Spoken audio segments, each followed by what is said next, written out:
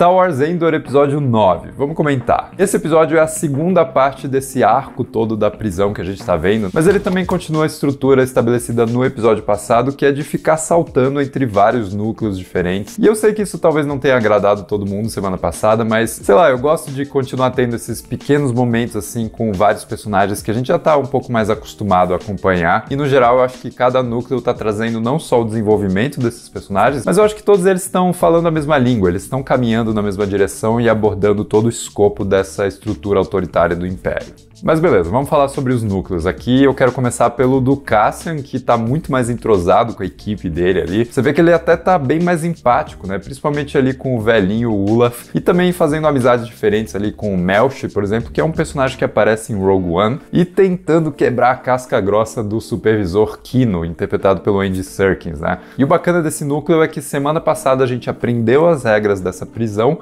e nessa semana a gente tá aprendendo como quebrar as regras da prisão. Por exemplo, eles descobrem que tudo que está em movimento dentro da estrutura da prisão não está conectado ao choque elétrico, né, o choque do trovão ali, que o Império costuma usar para manter os prisioneiros em ordem. Esses detalhes são importantes e são interessantes, né, mas o mais legal é que esse núcleo começa a construir um arco de personagens para que a gente possa torcer por eles, né, torcer para que eles fujam dessa prisão. E não só o Cassian Andor, mas principalmente aqui o Kino, né, um personagem que a gente conheceu semana passada como alguém completamente a serviço dessa estrutura da prisão. Tipo, ele tava sempre se apoiando nessa ideia de que faltava muito pouco tempo para ele ser liberto. E aí ele acaba descobrindo que isso é uma ilusão, né? Tem um acidente ali no nível 2 que mata todos os prisioneiros. E quando essa esperança da liberdade é tirada dele, que ele finalmente decide colaborar, né? E começa a trocar ideias com Cassian aí sobre a rotina dos guardas. E eu acho que ele vai ser um personagem muito importante na fuga, que deve acontecer no próximo episódio. Vamos agora pra Ferrix falar de uma cena difícil, né? A cena do interrogatório da Bix. E, cara, uma cena muito bem construída ali com a interrogação feita pela Dedra, que ela vai destrinchando sobre o operacional dessa investigação imperial, sobre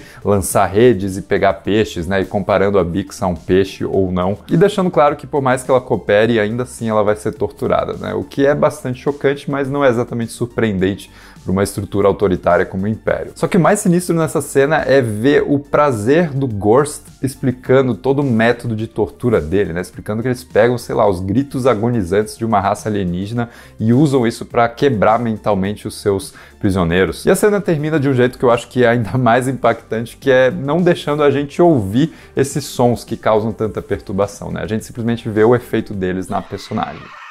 Vale dizer, tem uma pequena referência ao Star Wars Episódio 4 nessa cena, quando a Leia tá sendo torturada pelo Vader, né? Eles cortam aquela cena do filme de 77 com a porta fechando e a câmera desce ali pras botas e depois segue acompanhando ele pelo corredor. E aqui eles fazem a mesma coisa, né? A porta fecha, a câmera desce pras botas e segue em frente. Mas toda essa sequência comprova que a série tem feito algo que eu acho crucial, que é estabelecer vilões eficientes, né? Vilões que são bons no que eles fazem, cara. Eu sei que a gente gosta dos Stormtroopers errando tiro ou batendo a cabeça na parede, mas, cara, é muito bom ter personagens que sabem o que eles estão fazendo, né? E aí, no caso da Dedra, toda aquela obsessão que a gente viu na personagem no começo agora tá se comprovando, né? Ela nunca chega a conclusões através de atalhos do roteiro, né? Ela sempre traz ideias ou hipóteses muito plausíveis e muito, sei lá, ancoradas na realidade mesmo. E eu acho que isso mostra uma grande inteligência por parte dos roteiristas. Passando para Mon Mothma, a gente encontra ela numa sessão caótica do Senado, né, com cada uma das bancadinhas ali se apagando e o pessoal já gritando em protesto no meio da sessão,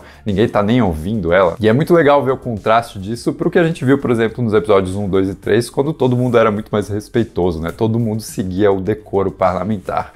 E aqui não é o caso. Mas o grande plot twist desse núcleo é que a gente descobre que a Vel, cara, é a prima da Mon Mothma, né? A Vel que a gente acompanhou na rebelião no último arco. E ela faz uma visita surpresa para Mon Mothma que eu acho que é bacana de ver, porque não só ela consegue fazer a Mon Mothma dar uns sorrisos ali e se divertir um pouquinho quando ela dá umas tiradas pro marido chato dela, mas ela reacende a esperança da Mon Mothma no propósito da rebelião que eles estão fazendo. Mesmo que depois essa esperança se chacoalhe um pouco, né? Quando ela descobre que talvez ela tenha que se corromper um pouco para continuar atuando longe da vista do Império ali na questão financeira que ela tá tentando resolver. E agora passando pro Círio Carne e a sua mãezinha bisbilhoteira ali, a trama que todo mundo fica reclamando, essa trama não chega a lugar nenhum. E eu sempre digo, cara, são momentos de construção de personagem, né? Você vê que a mãe dele tá ali cavando, tentando encontrar alguma coisa, enchendo o saco, e ela só sossega quando ele conta que ele foi promovido. Ou seja, nada melhor para atender as expectativas de uma mãezinha bisbilhoteira do que dar algo para ela se gabar, né, e contar para as amigas vizinhas. Mas a trama começa a andar um pouco mais também, né? Ele vai lá e se encontra de novo com a Dedra e, sei lá, faz o equivalente a uma declaração de amor por ela. Cara, é sobre extremistas fanáticos, né, que sempre vão procurar algum objeto pro seu fanatismo. E esse objeto antes, pro Carne, era, sei lá, um império, né, algo que talvez fosse amplo demais para ele, mas agora ele consegue personificar essa ideia do império na pessoa da Dedra. E é muito coerente que ele una as duas coisas, né, a adoração que ele tem pelo império e pela ordem e tudo mais, com talvez uma admiração e uma paixãozinha ali pela Dedra, que é uma pessoa que personifica esses ideais do Império. E aí eu termino a minha análise falando o que eu sempre tenho dito aqui, que, cara, Star Wars Endor não é o Star Wars que é pra todo mundo, não é o Star Wars que a gente sempre conheceu, mas, cara, é um Star Wars que eu queria muito ver. É um Star Wars que se aproxima muito mais do nível de maturidade, de inteligência, de complexidade, de meticulosidade dos livros de Star Wars, né? As novelizações dos filmes que sempre trouxeram esses detalhes muito mais plausíveis, muito mais ancorados, sei lá, numa realidade que, obviamente, é fantástica, né? É fictícia, mas ela é extremamente crível. A gente acredita nas estruturas que sustentam a história que eles estão contando. E aqui eu acho que a estrutura é exatamente um dos grandes focos, né? A construção de um universo coerente que possa, sei lá, apoiar essas ideias que eles estão discutindo sobre autoritarismo, sobre opressão e tudo mais. Semana que vem a gente volta, imagino eu, com uma grande fuga dessa prisão que vai fechar mais um arco, né? E vai levar a gente direto para os 2 últimos episódios que vão encerrar essa primeira temporada de Endor, que para mim tá sendo excelente. Mas me diz aí nos comentários o que você achou desse episódio. Se quiser assistir mais um vídeo, eu vou deixar ele aqui. Muito obrigado e até a próxima.